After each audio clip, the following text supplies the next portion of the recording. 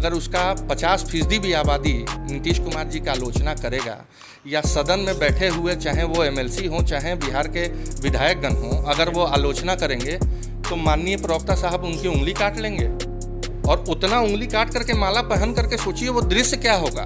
वो जितने राहगीर आया जाया करते थे उनकी उंगली काट करके माला बना करके पहनता था। तो क्या मतलब ये वो बौद्धिक कालीन चीज़ को बिहार में अब भी जेडीयू के नेता मान रहे हैं या करने की विचार कर रहे हैं। नमस्कार, आप भारत लाइव देख रहे हैं जो बिहार में डिजिटल मीडिया का जनक है। अभी हमारे साथ लोजपा के प्रदेश प्रवक्ता वेद प्रकाश पांडे जी मौजूद हैं। हम आपसे बिहार की राजनीति पर सीधे तौर पे एक सवाल करना चाहेंगे कि बीजेपी के एमएलसी टूना जी पांडे जी ने तेजस्वी यादव के लिए एक सहानुभूति दिखाई थी। उन्होंने कहा था कि जो तेजस्वी यादव हैं वो इस बार चुनाव में जीत रहे थे, नीतीश सरकार ने उनके साथ छल किया।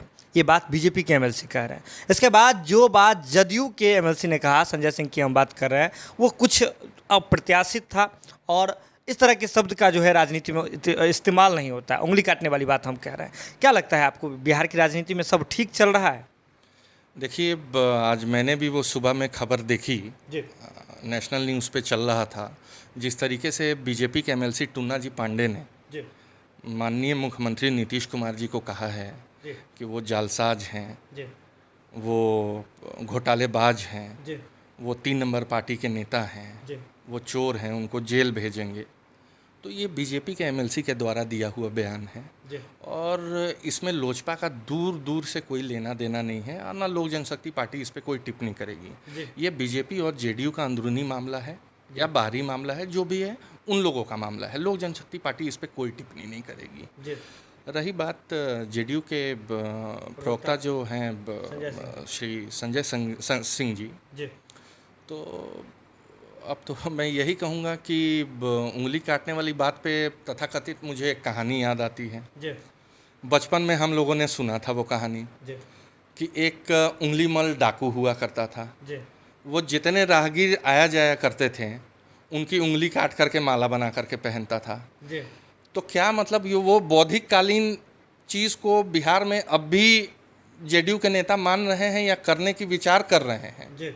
मेरा तात्पर्य यही है कि जो भी लोग बिहार में नीतीश कुमार जी का आलोचना कर रहे हैं, इतनी बड़ी आबादी है, अगर उसका 50% भी आबादी नीतीश कुमार जी का आलोचना करेगा या सदन में बैठे हुए चाहे वो एमएलसी हों चाहे बिहार के विधायकगण हों, अगर वो आलोचना करेंगे तो माननीय प्रवक्ता साहब उनकी उंगली काट लेंगे। और उतना उंगली काट करके माला पहन करके सोचिए वो दृश्य क्या होगा। तो ये तो कहीं ना कहीं मुझे बड़ा आश्चर्यचकित हो रहा है कि उतना उंगली कट करके होगा क्या।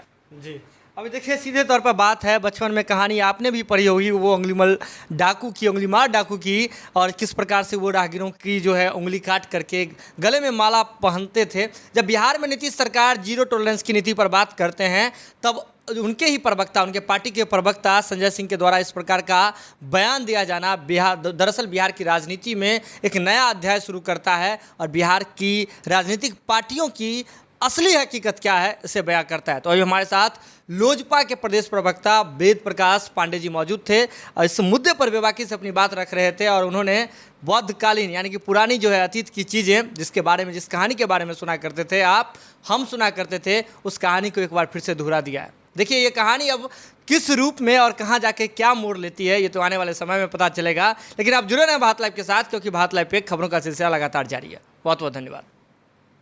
अगर ये वीडियो पसंद आई और वह बिहार के राजनीति और बिहारियत से सरोकार रखेनी तो सब्सक्राइब बटन दबा के चैनल के सब्सक्राइब कर ली।